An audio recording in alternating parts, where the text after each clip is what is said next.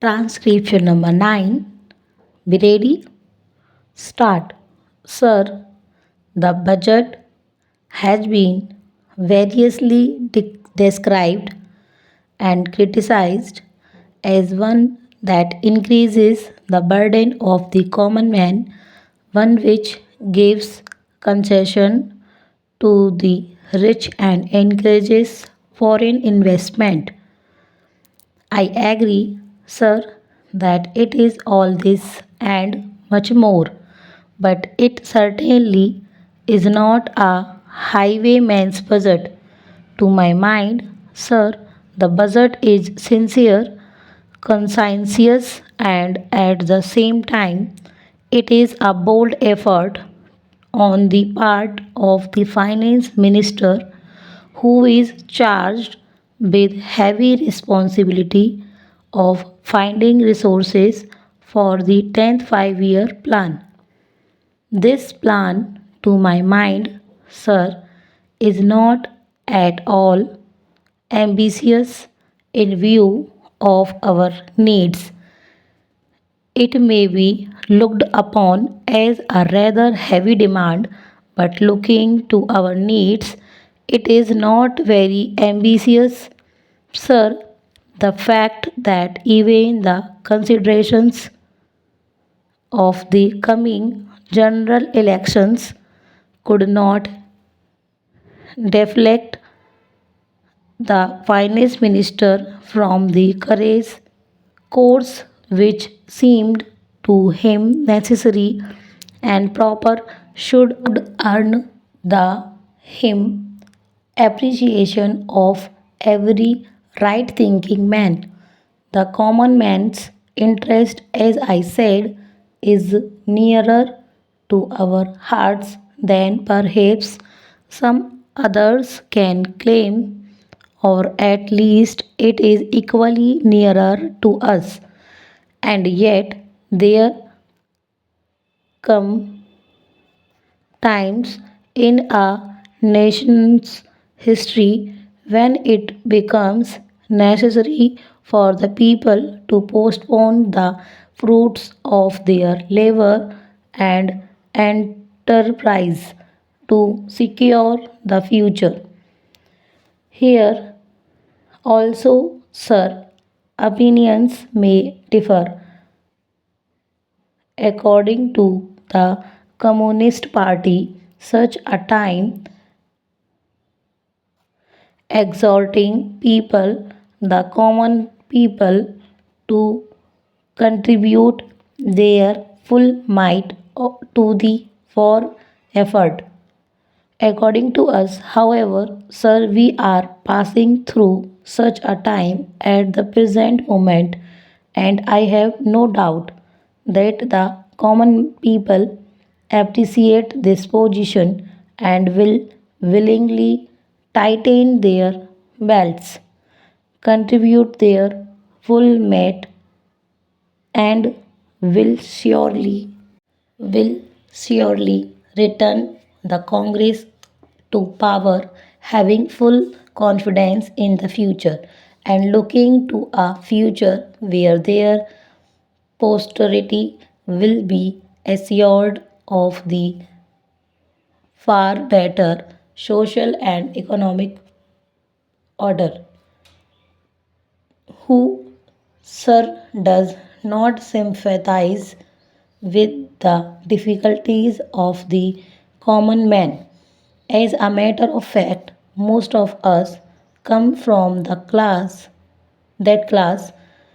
and I am sure the finance minister would have liked to do away with some of the leaves. None would have been happier if he could have done without these new leaves, but there are certain very imperative limitations. We are passing through a critical period. Sir, it may not be necessary. Sir, it may not be necessary to continue these levies for a long time. Rather, I am inclined to think that before long it may be possible to give up some of them at least. I have very valid reasons to think so. Our public undertakings are coming to their own, and some of our important irrigation and power projects have just been completed. Some others are nearing completion, and in due course, I think in the very near future, they must yield returns. This will go a long way to lighten the burden of the common man. Para. We might, sir, also resort to some other ways. I suggest that we might take to public trading in some specific items of export and import. That would also certainly go a long way and help us. The private corporate sector has been steadily growing and has been developing capacity. It is sure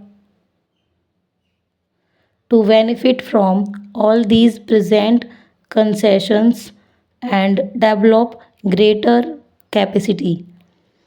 This sector must come forward to meet new demands for taxation in the future.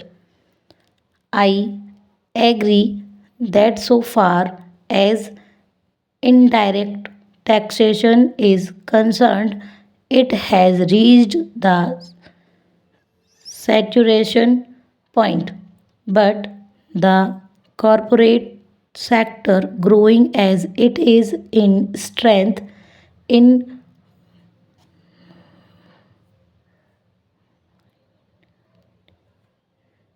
vitality, and in capacity, will not, I am sure, shrink its responsibility to contribute to the common fund. I wish, sir, the committee which had been appointed to go into where the additional national income had gone had entered upon its levers a bit earlier and had made its findings available to us. I do not want to state its findings, but I have a feeling that the committee, when it concludes labors, will come to the conclusion that a major portion of this additional national income has gone into the pockets of a comparatively small number of individuals, and it is they who must in future contribute their shares to the country's taxation needs because the profits they have earned are not all due to their own efforts and enterprise only. To a very large measure, they are the result of the economic policies of the government and due to certain other circumstances to which they did not contribute anything.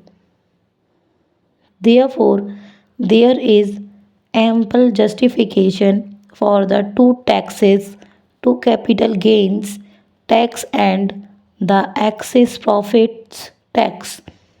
I need not go in detail into all the reasons that my honorable friend has explained earlier so lucidly, but I must say that I entirely agree with them all.